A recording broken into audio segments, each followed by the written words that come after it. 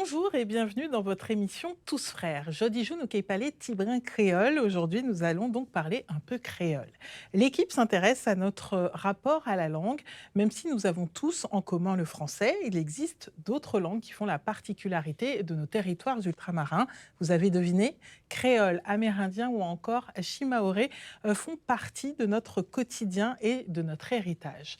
Pour Aimé Césaire, écrivain martiniquais et homme politique, le français a dû commencer comme le créole, puis il a conquis ses lettres de noblesse. Notre voyage à travers la découverte de nos langues maternelles nous emmène en Guyane, dans le village Espérance. Claire Suzanne met en avant son héritage amérindien et encourage les croyants catholiques à prier en kalina. Restez avec nous pour en savoir plus. Rencontre ensuite avec une enseignante de créole. Méline, plus jeune, à l'école, et ses camarades de classe lui disaient que parler créole guadeloupéen n'était pas bien. Aujourd'hui, elle est fière de transmettre sa passion, notamment à ses abonnés sur les réseaux sociaux. Dans la chronique cette semaine, nous verrons quelles sont les langues les plus pratiquées en Outre-mer. Elles témoignent de l'histoire dans nos territoires. S'exprimer, exemple avec le créole qui a traversé les siècles. Il a été tardivement enseigné dans les écoles martiniquaises. Pourquoi? Je laisse Luciano vous raconter cette histoire.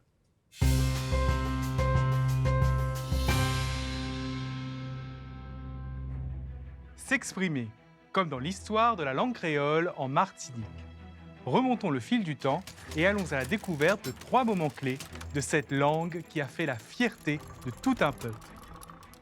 En l'an 1635, les colons français établissent des plantations sucrières en Martinique. Ils ont besoin de main-d'œuvre et importent des esclaves du continent africain. Peu à peu, ces derniers vont se mêler aux populations autochtones et aux colons. Très rapidement, s'est posée la question de la langue. Comment des personnes d'origines si diverses vont s'exprimer pour se faire comprendre. Le contact entre le français des colons, les langues des pays d'Afrique et les langues des Caraïbes est le terreau de la naissance progressive d'une nouvelle langue pour s'exprimer, le créole martiniquais. Pendant près de 200 ans, le créole martiniquais se consolide en tant que langue à part entière. En 1848, l'esclavage est aboli en Martinique. Mais une autre forme de domination persiste dans la société. C'est la diglossie. 2 langues coexistent, mais l'une est jugée supérieure, le français, et l'autre jugée inférieure, le créole.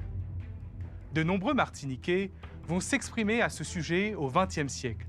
Parmi eux, l'écrivain Aimé Césaire ou encore le philosophe René Ménil. Ils s'expriment dans leur langue maternelle et affirme que cette langue est une composante essentielle de l'identité locale. Il s'exprime aussi à l'écrit, prouvant que le créole peut être un véhicule d'expression artistique et intellectuelle au-delà de son utilisation quotidienne. En 1984, la France reconnaît le créole martiniquais comme langue régionale. Une vraie victoire. Cela contribue à l'émergence d'une grammaire, d'un système d'écriture et même à la création d'un CAPES de créole martiniquais. Et c'est en 2003 que le créole va être enseigné à l'École de la République en Martinique. Ainsi, le créole martiniquais, comme le créole guadeloupéen, guyanais ou réunionnais, est le fruit des échanges entre des personnes de différentes origines qui ont voulu s'exprimer et se comprendre. Véritable symbole d'une société mosaïque, cette langue est un trésor qu'il faut conserver pour qu'on puisse la parler encore aujourd'hui. Et nous accueillons Aurélie. Bonjour Aurélie, belle bonjour. Bonjour Muriel, comment il est? Léla. Pas mal, bien.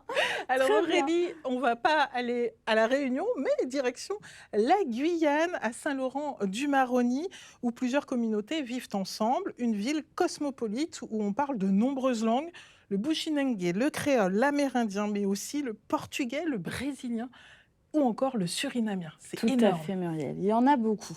Alors on est allé en particulier au village d'Espérance. Regardez, c'est à Saint-Laurent-du-Maroni ou Kamalagouli en Kalinia.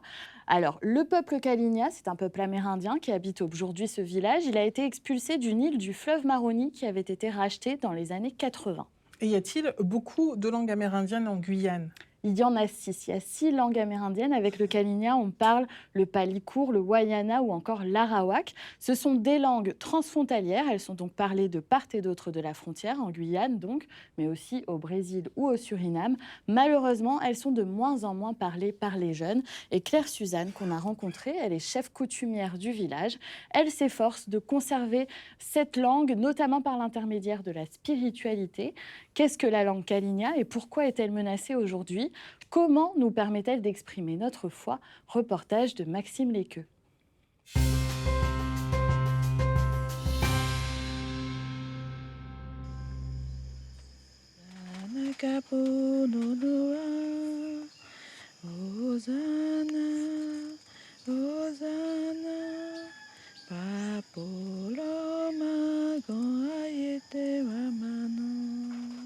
La prière du matin, c'est déjà remercier le Seigneur.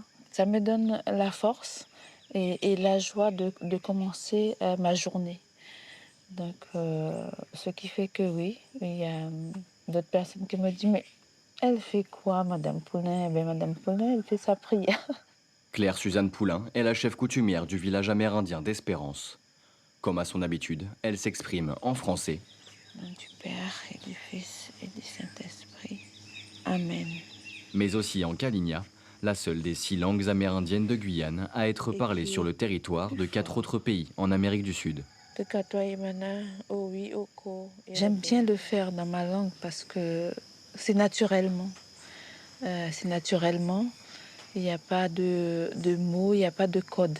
Donc ça vient naturellement. Situé à 12 km de Saint-Laurent-du-Maroni, ce village amérindien Kalinia est créé par le grand-père de Claire Suzanne il y a 40 ans. Il abrite aujourd'hui un peu plus de 400 habitants. En 2019, en tant que fille de l'ancien chef et petite-fille du chaman, Claire Suzanne prend les rênes d'Espérance et devient Yopoto, autrement dit la chef coutumière du village.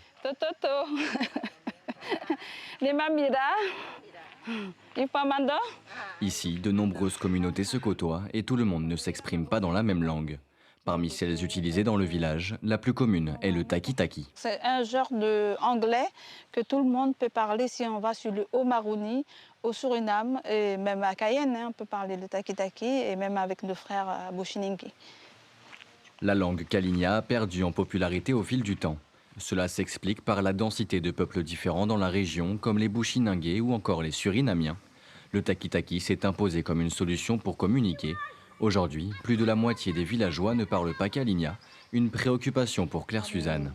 Si on ne parle pas et si on ne fait pas d'efforts pour la transmission de savoir-faire, il n'y aura plus de langue. Il faut remettre ça en place, comme je dis, pour qu'au moins on arrive peut-être à 80% qui parlent Kalinia et que les 20% peuvent parler taki-taki. Sandra est née ici. Elle y a passé toute sa vie et a vu le Kalinia disparaître peu à peu dans les conversations.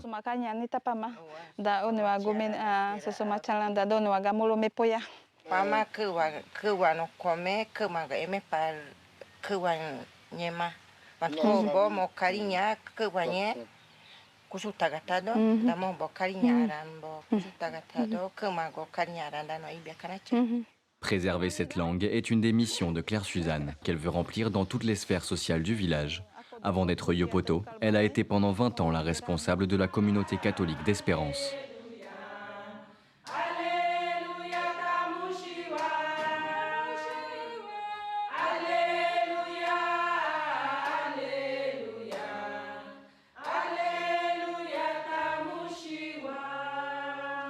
Dans la chapelle du village, chaque dimanche,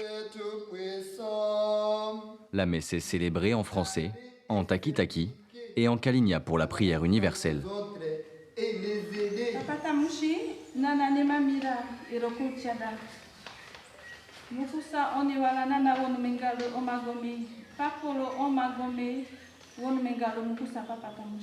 Mais on le fait toujours comme ça, parce que c'est là qu'on se sent le mieux, parce qu'elle est universelle, donc c'est pour toute la terre. Donc on le fait dans notre langue par respect.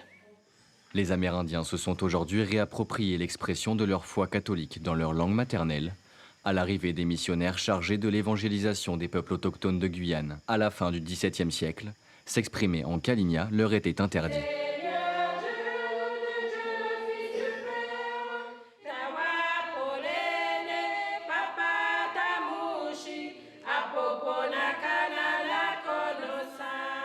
Erna est une habituée des lieux. Avant l'inauguration de la chapelle Notre-Dame d'Espérance, mise en place par Claire Suzanne, quand Erna se rendait à la messe, c'était toujours en néerlandais, la langue parlée au Suriname, ou en taki-taki.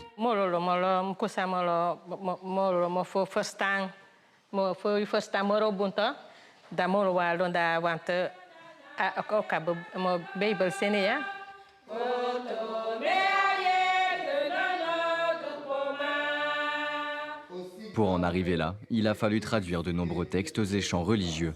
C'est le rôle de plusieurs personnes, dont Peggy, chef de la chorale et cousine de Claire Suzanne. Mondoma, ya sakalu. Lupo d'ailleurs bon, condalero. Là, je traduis en Kalinia le chant un jour à la fois. Papa tamushi irupamana. Potome papolo otemuyananawa. Ça veut dire tu nous donnes tout. Leur travail de traduction a débuté en 2010. Étudier un texte et tenter de trouver les mots qui résonnent en Kalinia tout en ayant du sens, cela prend du temps. Un travail subtil car certains mots, parmi les plus importants, n'existent pas en Kalinia. Voilà, on peut pas, il n'y a pas de mot Dieu, mais on peut le dire différemment. Nous on dira, moi je le dis Dieu, j'ai dit Nanakanenbo, de notre Créateur à nous. Quand on y croit dans toutes les langues, mais sauf que la nôtre est beaucoup plus précieuse.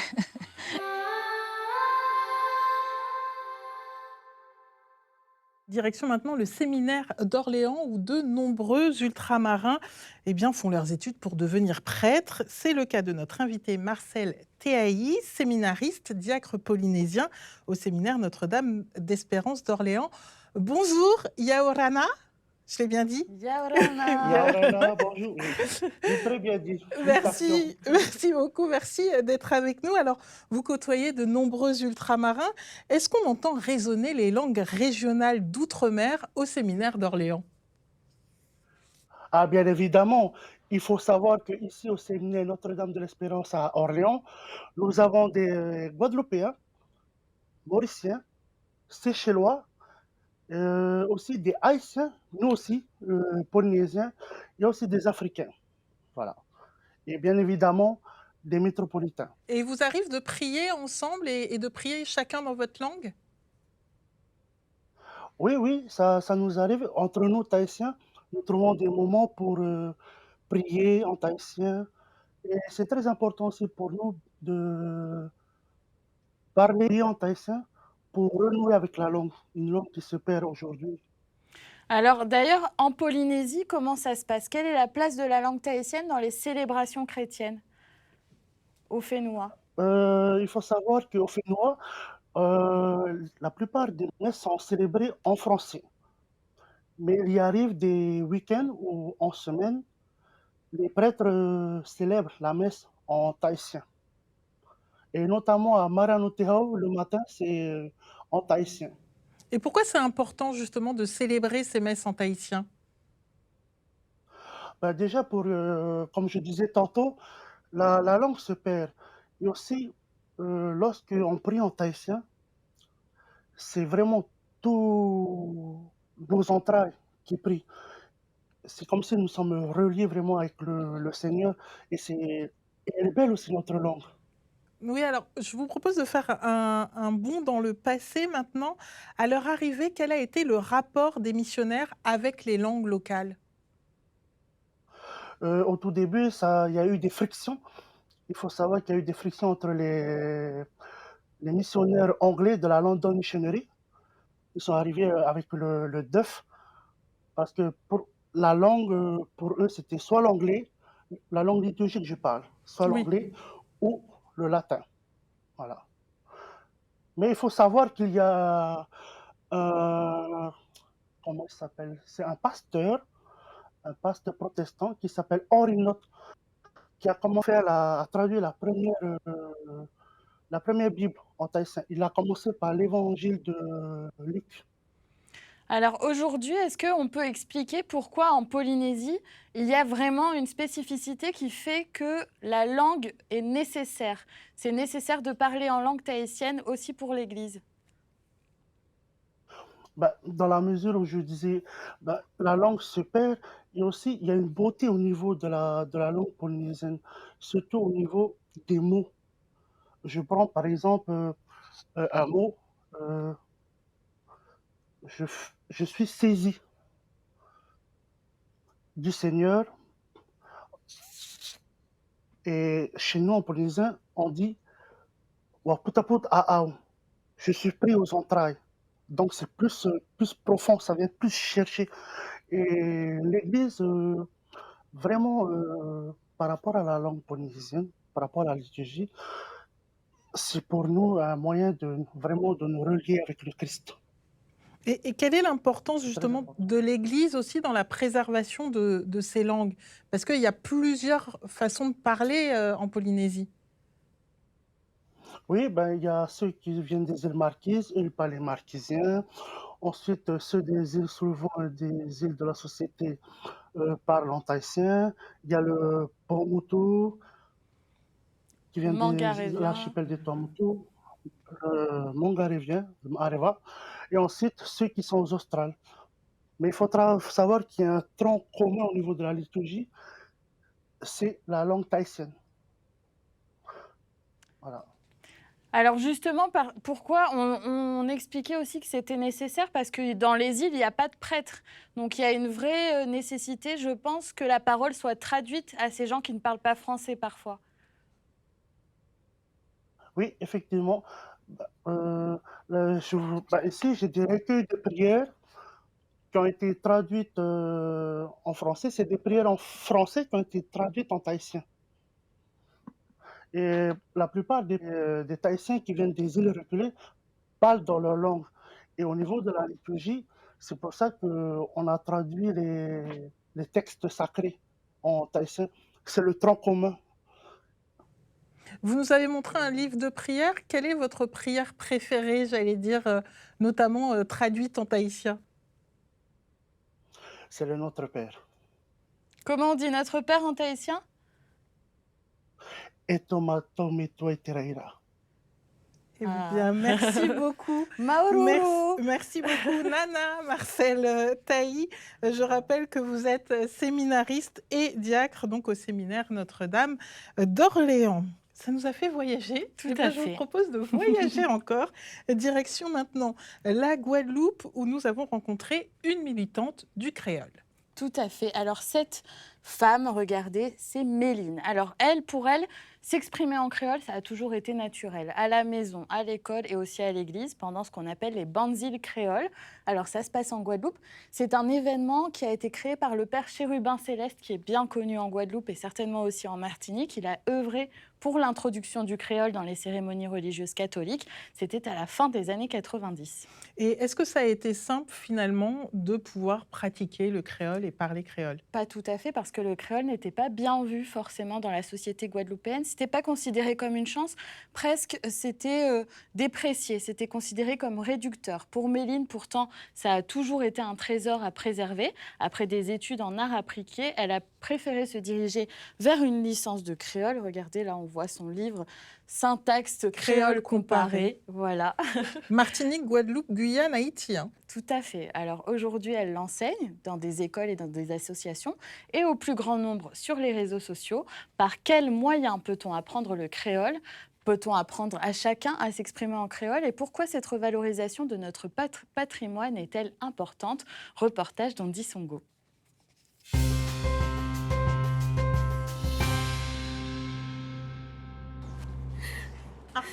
Qui genre? Là, et bien là, on va chanter là, on est petit. Alors oui, à la famille en moins, nous avons parlé créole tout bonnement. En plus, si m'est parlé, on a trouvé l'avant créole, ça belle. Encore Ah, t'as la pierre encore important. Hein? Ces jours-là, on entre dans l'église là même. Ouais, je vois baptême moi. Je vois baptême. On dit dans l'église là, depuis tout petit, chaque dernière semaine à mois, dimanche à mois octobre, yo ka fait bandi créole là. Donc nous ni messe, elle va chanter créole. Là on commençait à apprendre marquer créole en disant l'école. Là au bon mon d'autres rôles, la maman commençait à dire moi mais viens corriger ces chanter là parce que ni faute à dans ces chanter là. En bas ça fou hein, mais moi en cas prier en créole. Mais absolument, on va piédier en créole. Parce que d'après moi, là, faire en créole, tout ça en vrai, qu'a sorti mieux, qu'il y a dans d'autres langues. D'accord. Parce que là, c'est langue à qui en nous. En moi aussi. Alors, je dis, je vous place à créole là, fondale, me mis en quai, c'est non à vie en moi. Donc, j'appelle mon Instagram Créoline. Créoline, c'est un peu de moi et du créole. Le concept de la page, c'est de partager mes connaissances, mais aussi la culture et ma passion en fait pour mon identité guadeloupéenne. Ils apprécient ce que je fais, ils aiment apprendre. Et des fois, ils me demandent des conseils aussi, comment ils peuvent parler créole au quotidien avec leurs enfants. On a beaucoup d'adultes qui se rendent compte qu'ils ont envie de parler créole, mais ils ne savent pas comment le faire avec les enfants. Donc, en temps là, ça, en tout cas, était là, quoi. Alors, en temps là, ça, à cette époque, je suis déjà dedans, j'enseigne déjà. Et c'est pour ça que je veux vraiment avoir mon CAPES, vraiment avoir mon concours, pour pouvoir être là, pour soutenir ceux qui, comme moi, se sont pris de passion pour leur culture. Et voilà. Je pense que le créole a un bel avenir devant lui. Il est en train de reprendre, de retrouver sa place, que ce soit dans la musique, mais aussi dans le domaine de la littérature. Il y a de plus en plus de personnes qui écrivent des contes ou des petites histoires pour les enfants, en français et en créole. Quand on passe le CAPES de créole, selon le créole où on le passe, ça peut nous ouvrir des portes sur d'autres îles. Et on pourra aussi, du coup, exprimer notre langue ailleurs.